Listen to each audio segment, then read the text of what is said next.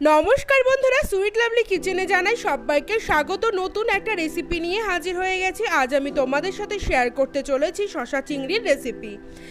যারা যারা এই শসা চিংড়ির রেসিপিটা খেয়েছো তারাই একমাত্র জানো এটা সিম্পল হলেও কতটা অসাধারণ লাগে খেতে, কি তাই তো? আর যারা খাওনি তারা একদম শেষ পর্যন্ত ভিডিওটাকে দেখতে থাকো আর বাড়িতে অবশ্যই একবার ট্রাই করো। সত্যি বলছি, গরম ভাতের সাথে কিন্তু দারুণ লাগে। এঁচোড় চিংড়িও কিন্তু এর কাছে হার মানবে। ফেসবুক থেকে দেখে থাকলে ফলো করে দিও, ইউটিউব থেকে দেখে থাকলে চ্যানেলটিকে সাবস্ক্রাইব করে পাশে থাকা বেল আইকনটি প্রেস করে দিও। চলো রেসিপিতে যাওয়া যাক। সবার প্রথমে আমি এখানে কড়াইতে দিয়ে দিয়েছি সর্ষের তেল। তেল গরম হয়ে গেছে, দিয়ে দিলাম দুটো পেঁয়াজ কুচি। একদম অল্প উপকরণে, আর রান্না করতে কিন্তু জাস্ট 10 থেকে 15 মিনিটের মধ্যেই রান্না হয়ে যাবে। তো চলো, এবারে আমি দিয়ে দিলাম নুন হলুদ মাখিয়ে রাখা চিংড়ি মাছগুলো দিয়ে ভালো করে আবারও পেঁয়াজ আর চিংড়ি মাছটাকে ভেজে নিতে হবে। আমি কিন্তু আগে থেকে চিংড়ি মাছটা ভাজিনি। বেশ কিছুক্ষণ ভাজা হয়ে যাওয়ার পরে দিয়ে দিচ্ছি আদা রসুন কুচি। তোমরা চাইলে এটা পেস্ট ইউজ করতে পারো। আর দিয়ে দিচ্ছি এখানে 5টা লঙ্কা মাঝখান থেকে কেটে, দিয়ে ভালো করে নাড়িয়ে এটাকে হতে দেব বেশ কিন্তু 4 থেকে 5 মিনিট মিডিয়াম আছে।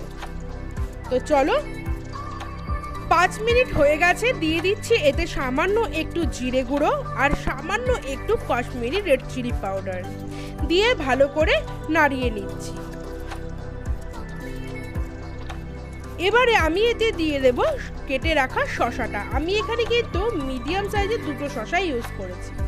শসাটাকে দিয়ে ভালো করে নাড়িয়ে নিয়ে শসাটাকেও কিন্তু এটার সাথে ভাজা ভাজা করে নিতে হবে বেশ 2 মিনিট মতো, একদম মিডিয়াম আছে। তো চলো ভেজে নেওয়া যাক।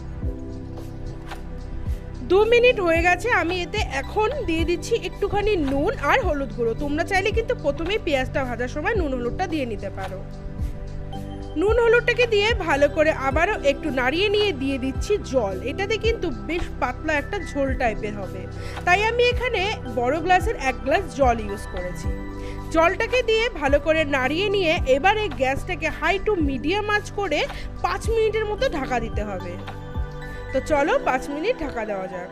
5 মিনিট হয়ে গেছে, ঢাকা তুলে নিয়েছি। ঝোল কিন্তু অনেকটাই শুকিয়ে গেছে, দেখতে টকবক করে ফুটে উঠছে। আর শসা সেদ্ধ হয়ে গেছে, মাছগুলোও কিন্তু সেদ্ধ হয়ে গেছে। বাস একদম কিন্তু এই রেসিপি তৈরি। তাই এবারে চলো নামিয়ে দেখাচ্ছি তোমাকে। রেসিপি কিন্তু তৈরি, দেখলে তো কতটা সিম্পল। তো চলো প্লেটিং করে আসছি চট করে। তো বন্ধুরা, তৈরি হয়ে গেল না একদম ইজি আর সহজ পদ্ধতিতে শসা চিংড়ির রেসিপি। এটা কিন্তু একদম পাতলা আর এটা কিন্তু খাওয়া খুব উপকারী। কোনো রকম বেশি তেল মশলার রেসিপি না। তোমরা অবশ্যই বাড়িতে একবার ট্রাই করো। কিন্তু সত্যি বলছি, গরম ভাতের সাথে না জাস্ট দুর্দান্ত লাগে। একমাত্র যারা যারা এটা ট্রাই করেছে এখন অবধি তারাই কিন্তু এটার স্বাদটা জানো। আর যারা করোনি তার জন্যই বলছি, চট করে বাড়িতে ট্রাই করো। বন্ধু বান্ধবদের কাছে একটু শেয়ার করে দাও। ভিডিওটা ভালো লাগলে কমেন্ট করে জানিও। আজকের জন্য টাটা, দেখা হচ্ছে নেক্সট কোনো রেসিপির সাথে। ততক্ষণের জন্য ভালো থেকো, সুস্থ থেকো। সবাইকে আমার তরফ থেকে আবারও একবার টাটা।